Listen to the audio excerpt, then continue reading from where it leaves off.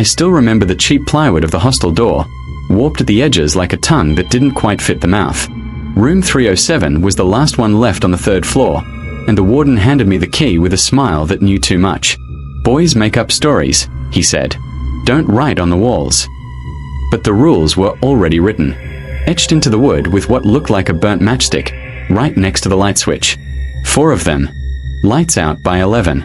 No visitors after 10. Do not look under the bed after midnight. Never leave the door open for more than 3 seconds after 12. I laughed it off. Fresher jokes. Seniors messing with the new guy. I even added a 5th rule with a marker. 5. Always flush. My roommate wasn't around yet, so I had the room to myself. 2 iron cots, 2 wooden desks, 1 window that faced the old banyan tree where the crows never slept. I chose the cot near the door, because everyone knows you don't take the cot by the window in a hostel. That's where the first mistake happened. The second mistake was assuming I had no roommate at all. He arrived 3 days later, though I never heard him knock. I woke up around 2 a.m. to the sound of a page turning. There he was, sitting on the window cot, a textbook open on his lap. Thin, light brown skin, hair that fell across his forehead in a neat line. He didn't look up. "Hey," I whispered. "You the new guy?" He nodded without meeting my eyes. "Samer." "Samer what?" "Just Samer." I figured he was one of those quiet types. Med school aspirant, maybe. They don't sleep. They don't eat mess food. They just exist between pages of organic chemistry and regret. I rolled over and slept. The next morning his cot was made, his book stacked, but he wasn't there. That became the pattern. I'd see him only at night, always reading, always silent. He never used the bathroom. He never charged a phone. His reflection in the window glass was slightly delayed, like an online video buffering. I asked the floor senior about him. "Room 307? No one's been in there since. Look, just don't break Rule 4, okay?" He walked away before I could ask what Rule 4 had to do with anything. One night, I tested him. I sat up at 11:55 p.m., my phone timer ready. Samer was in his usual position, back straight, book open. The rules. The stupid rules. Rule 3 nagged at me. Do not look under the bed after midnight. I lowered my head slowly, heart banging. Dust bunnies, a forgotten slipper, and a dark shape that shifted. Just the shadow of my own cot, I told myself. Then a whisper, not from under the bed, but from Samer's direction. "Don't." I snapped upright. He hadn't moved his lips. His eyes were still on the page, but the word had landed in my ear like a wet insect. "What?" My voice cracked. "You'll break the count," he said. "The door." The door. I hadn't touched it, but the latch was old, and sometimes the corridor wind rattled it loose. A gap of darkness, about 2 fingers wide. I glanced at my phone. 11:59. The door stood ajar. Rule 4. Never leave the door open for more than 3 seconds after 12. I lunged. My foot caught the leg of the cot and I stumbled. The door swung wider, pulled by the vacuum of the hallway. The world outside was black, no tube light, no exit sign. I grabbed the handle and slammed it shut. My phone beeped 12 o'clock. 3 seconds. Maybe 4. I couldn't tell. Samer closed his book.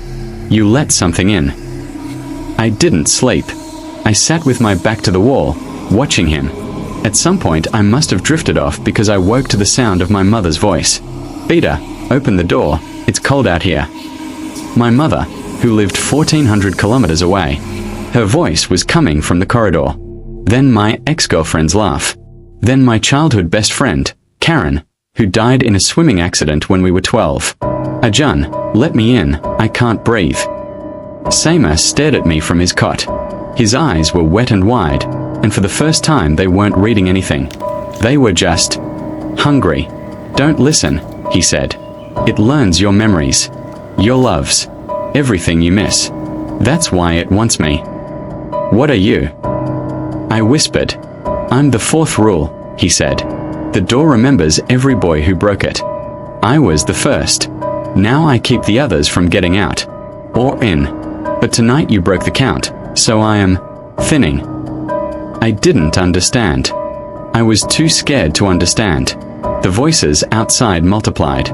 My father, my grandmother, all of them begging, crying, accusing. The doorknob turned, once, twice. Something heavy pressed against the wood, making it groan. It cannot open the door itself, Seima said. It needs someone inside to hold it open for more than 3 seconds after midnight. That's the deal. That's how it catches a new voice. Tonight, you did. I shook my head. I shut it. You didn't. He stood up for the first time. His feet didn't quite touch the floor. I saw his shadow stretch backward, joining the larger darkness under his cot, which was now breathing like a lung. Rule 3. I had looked under the bed. I had done everything wrong.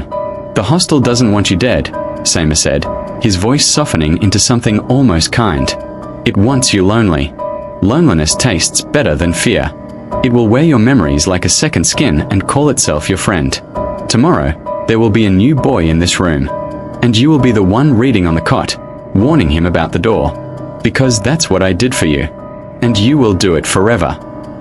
I opened my mouth to scream, but the sound that came out was my mother's lullaby, the one she used to sing when I had fever. I hadn't thought of that tune in 15 years. Seima smiled. He looked exactly like Karen now, the wet hair, the blue lips. See, it already knows you.